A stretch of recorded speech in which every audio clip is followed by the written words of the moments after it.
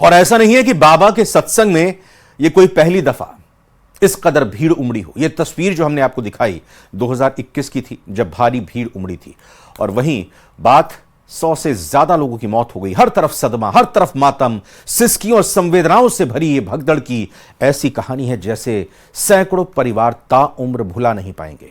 बाबा के लिए भक्ति लोगों को खींच कर ले गई थी, लेकिन कौन ये जानता था कि वो बाबा के जिस दरबार की तरफ उनके कदम बढ़ रहे हैं, फिर वहां से वो कदम कभी वापस नहीं आएंगे।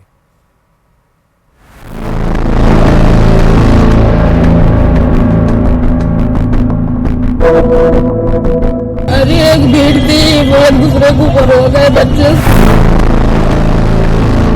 वो बुला ली। आप भी सत्संग में थी?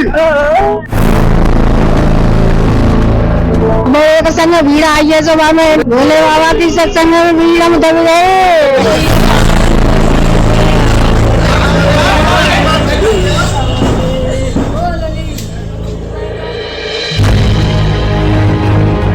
जख्म जो कभी भुलाए नहीं जाएंगे।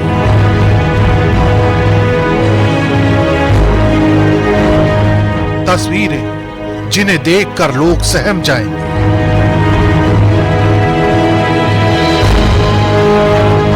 दर्द जो जिंदगी भर सालता रहेगा।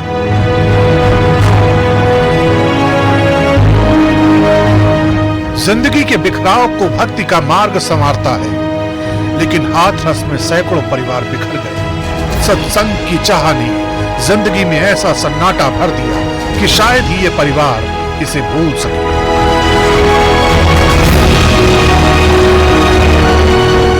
यहाँ किसी न किसी का कोई अपना खोया है। किसी की माँ, किसी के पिता, किसी का बेटा, किसी की बेटी, किसी की बहन। मौत भगदड़ के बहाने आई और सब कुछ छीन लिया।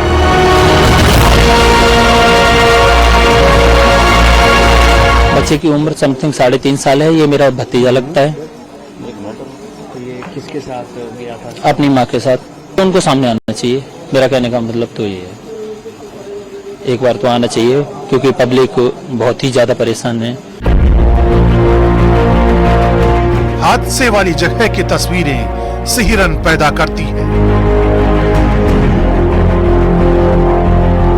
लाशों के ढेर के बीच किसी अपने के जिंदा होने की उम्मीद भी बदहवास कर रही है।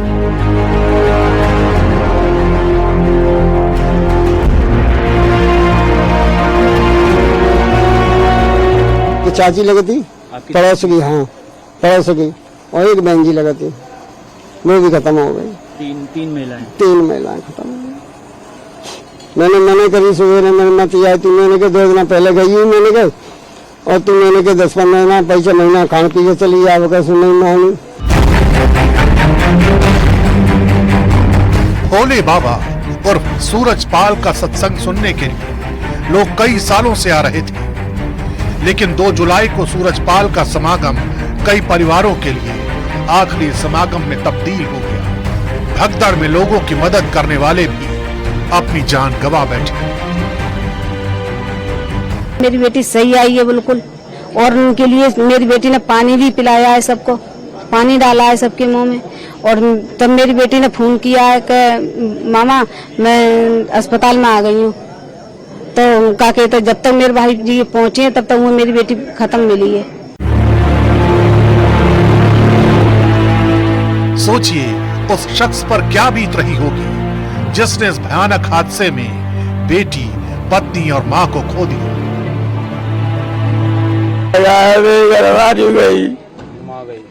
माँ गई भैया, मेरी तो सब लुटवा में तो भैया कचीला बचो। कौन गया था उसमें कार्यक्रम? आप जिधर नजर डालेंगे वहाँ का मंजर डराता है। बेहिसाब सिसकियां अपने आप में सब कुछ बयां करती हैं। में से और भी चाची सास है, वो तो एक्सपायर हो गई। बेटा से उनकी डेड बॉडी आ रही है। और भी हैं गांव के कुछ लोग हैं, वो उनके यहाँ से पूरी बॉडी है, यहाँ से पैर वगैरह काम नहीं कर रहे। गिट्टी हो गई तो वहाँ बहुत ज्यादा भीड़ की वजह से धक्का मुक्की हो गई। एकदम सत्संग हुआ था जी, भोले बाबा का। हाँ, भोले बाबा का। कहाँ पर? सिकंदराबाद जी। तो माँ एकदम हटा खत्म हैगा, खत्म हैवे के बाद एकदम भाग छूटे सब लोग हटकाए, सब भागे तो माँ सड़क ऊंची नीचे हटकाए वो नालों से। तो गाँव में एक के ऊपर एक के ऊपर एक के ऊपर एक भगदड़ मचने से दबने से मौत हुई है। दबने से कितनी भीड़ थी वहाँ? हाँ, बहुत भीड़ थी। सत्संग में भैया वो एकदम जब प्रभु जी उठ के चले गए तब संगत एकदम बाटाड़ी गई। हाँ। और वहाँ कीच भी थी थोड़ी बहुत। हाँ। तो दलदल में फंस गए सब लोग, एक दूसरे के ऊपर गिर के करते चले भगदड़ की वजह से? गए। हाँ, मेरे 2 बच्चे हैं। खत्म हो गए? हाँ। ये हादसा दिमाग को झकझोर देता है। यहाँ हर कोई मातम में डूबा है।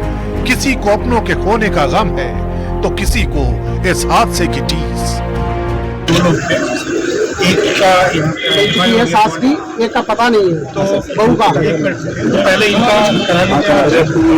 उसके बाद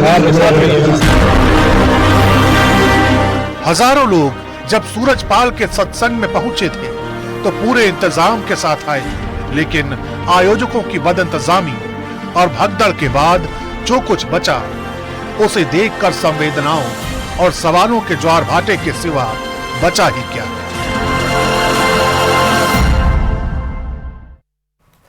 और अब आपको दिखाते हैं नारायण सरकार हरि की प्राइवेट आर्मी की तस्वीरें। ये जो तस्वीरें आप अपनी टीवी स्क्रीन पर देख पा रहे हैं वो हादसे से कुछ मिनट पहले की हैं, जिसमें दिख रहा है कि बाबा का काफिला सत्संग वाली जगह से निकल रहा है और काफिले के पीछे बाबा की प्राइवेट आर्मी भाग रही है। दरअसल बाबा ने अपनी एक प्राइवेट आर्मी बना रखी है जिन्हें सेवादार कहा जाता है। ये लोग काले रंग की ड्रेस पहनते हैं और कार्यक्रम की पूरी कमान संभालते हैं। सेवादारों के जिम्मे ही पानी और खाने की जिम्मेदारी भी रहती है। कार्यक्रम में ट्रैफिक का बंदोबस्त भी यही लोग देखते हैं।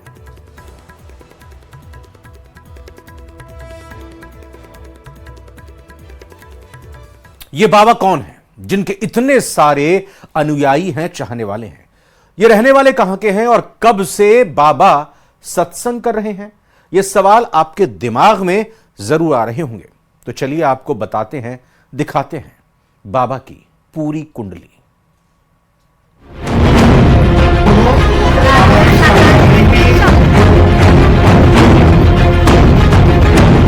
जिन बाबा के तोरण द्वार और तस्वीरों पर लोग अब पत्थर फेंक रहे हैं, उन बाबा की कहानी क्या है, इसे समझने के लिए हमारी पूरी टीम हर उस जगह पर पहुंच गई जहां से बाबा के भूत, भविष्य और वर्तमान का रिश्ता रहा है। बाबा के तिलिस्म से जुड़ी सारी जानकारी निकालने के लिए हम चप्पा चप्पा तलाश ही रहे थे कि तभी हमारे हाथ एक वीडियो आया। ये वीडियो 7 जुलाई 2021 का है, जिसमें सूरजपाल का सत्संग सुनने के लिए लाखों लोगों की भीड़ उमड़ी थी। दावा किया जाता है कि फर्रुखाबाद से सूरजपाल का बेहद गहरा रिश्ता है। 2017 से 2021 तक बाबा सूरजपाल यहाँ कई बार समागम कर चुके हैं। फर्रुखाबाद के आवास विकास में सूरजपाल का एक मकान भी है। बाबा सूरजपाल का ये वीडियो देखकर ये तो समझ में आता है कि बाबा के एक इशारे पर लाखों लोगों की भीड़ उमड़ आती है, लेकिन अभी भी कुछ बातें अधूरी हैं। मसलन सूरजपाल की जड़ें कहां हैं और उनके रसूल की कहानी क्या है। दरअसल बाबा सूरजपाल को नारायण साकार हरि के रूप में भी जाना जाता है। बाबा पुलिस विभाग में कांस्टेबल रहे हैं। इटावा में नौकरी के दौरान बाबा सूरजपाल पर यौन शोषण का भी आरोप लगा, जिसके बाद इन्हें पुलिस विभाग से बर्खास्त कर दिया गया। सूरजपाल पर यौन शोषण समेत 5 मामले दर्ज हैं।